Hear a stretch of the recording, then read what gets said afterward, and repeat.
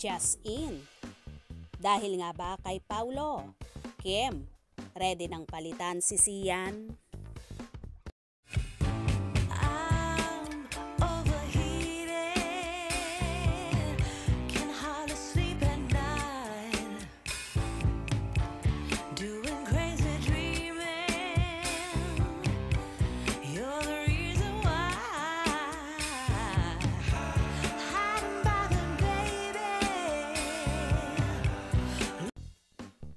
Hanggang sa COVID, love team na rin talaga sina Kim Chiu at Paolo Avellino.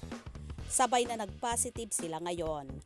Kaya sa ginanap na MediaCon para sa successful serye nila, ang linlang via Zoom lang, nakausap ng media ang dalawa. Habang present naman sa Dolby Theater, ang dalawa sa cast na sina Marcel Soriano at Reyes Matias. Ang mga direktor na sina Direk FM Reyes at Direk Jojo Sagin at ang writer nito. May chance naman talagang magkahawaan sina Kim at Paulo dahil habang magsisimula ng mapanood ang linlang mula sa Prime Video, The A to Z Channel, TV5, Kapamilya Channel, simula ngayong Lunes, January 22. Nagtitaping naman sina Kim at Paulo ng bago nilang serye na What's Wrong with Secretary Kim. Buhay pa rin po ang COVID, say ni Kim.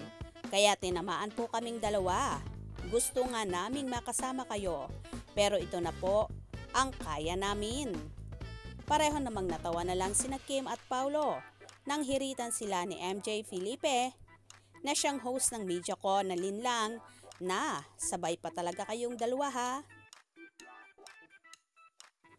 Sa isang banda sa mga nakapanood ng linlang sa Prime Video, gets na kung bakit natanong sila kung naloko na ba sila sa pag-ibig. Parehong yes o yes ang sagot ni na Paulo at Kim. Pagbibigay paliwanag lang ni Kim, lahat naman tayo naloko na sa pag-ibig. Kasi wala nagmahal ka. Syempre na-shoot ka sa mundo ng kalokohan. Pero that's the part of life. That's part of growth. Embrace the pain and learn something from it. Positibo pa rin si Kim pagdating sa pag-ibig. Sa kabila ng hinatna ng relasyon niya kay Sian Lim, willing pa rin daw si Kim na ma-inlove muli. Anya, oo naman. Hindi man sa ngayon muna, hopefully next months to come. Natawa ito at sinabi na, next years to come.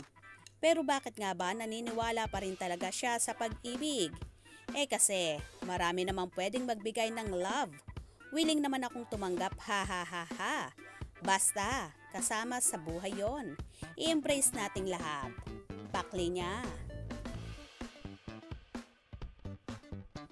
Well, tila nga sa naging kasagutan na iyon ni Chinita Princess ay handang-handa nang niyang palitan ang ex-nobyong si Sian Lim. Si Paula kaya ang posibleng ipalit? Kaya naman tumutok at wag na wag pahuhuli sa mga maiinit na kaganapan. Anong inyong magiging reaksyon sa bidyong ito? Comment below.